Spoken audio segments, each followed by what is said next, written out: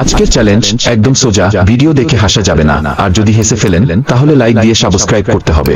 যদি বন্ধ রাখতে পারেন তাহলে কমেন্ট করে বন্ধু বান্ধবকে জানিয়ে দিন। নাম্বার 1, ডলার ঘরে জায়গা মতো তুই দিবি। তো কি করে আল্লাহ বাঁচাইছে, আর জীবনে ফটকা উঠাইতাম না আমি। আরাম দাদাই কান্না করছে কি আইডিয়া আমার বংশের বাতি শেষ করে আলছিন। নাম্বার 2,